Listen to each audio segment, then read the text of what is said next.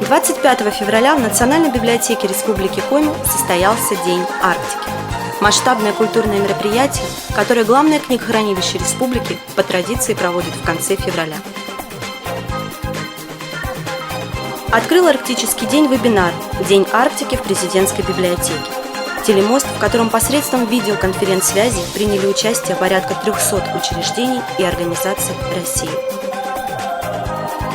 Во время своего включения Национальная библиотека представила командную квест-игру для студентов вузов «Экспедиция в Арктику».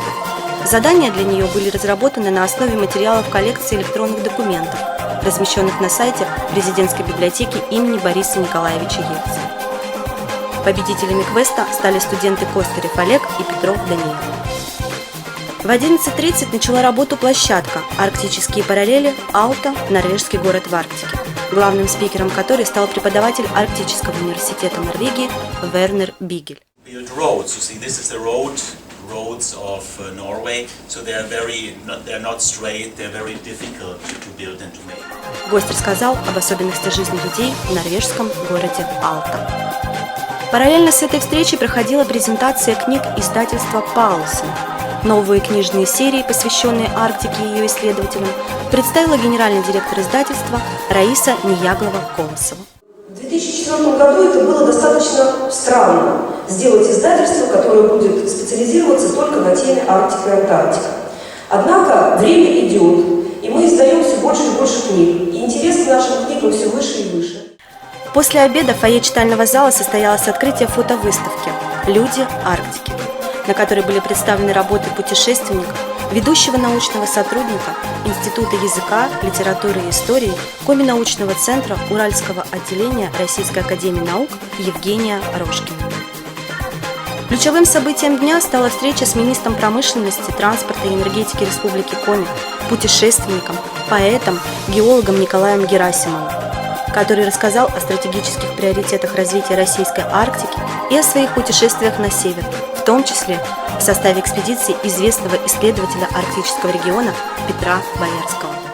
Здесь, на окраинах земных, стоят капрашуров шальных, кремневой россыпью, оскал булатовских времен и вольных северных племен, святыни, росписи, мой вольный северный, прости, на русский не перевести, чей боли, забыты промысел и честь, задут очаг, допета песнь, и жизнь не воля. Еще одним событием дня стал диспут «Арктика. Территория экологии», участие в котором приняли студенты высших учебных заведений Республики Коми. Экологическими проблемами Арктики являются нефтеразливы и нефтезагрязнения, отходы производства и потребления, загрязнение водных объектов и земельных ресурсов, гибель животных и птиц. В качестве экспертов выступили преподаватели экологии, биологии вузов республики, а также специалисты-экологи. В общем, вот как несколькими словами можно сказать, в чем проявляется изменение климата? То есть это более теплое лето, более холодная зима, или более теплое лето. Победители диспута получили памятные дипломы. Гостями Дня Арктики также стали сыктывкарские школьники. Для них специалисты библиотеки провели слайд-урок, на котором подробно рассказали о национальном парке «Русская Арктика», после чего ребята приняли участие в викторине, блуждая между льдами. Завершила День Арктики встреча воркутинцев, 67-я параллель. Где-то с каких-то зон везли несколько машин, много машин, и эти машины не доехали до города. И началась пурга, и они, значит, эти машины были остановлены, и эти заключенные вышли, и они зашли в первые дома. Участники вечера за чашкой чая поделились своими воспоминаниями о времени, проведенном в Заполярье.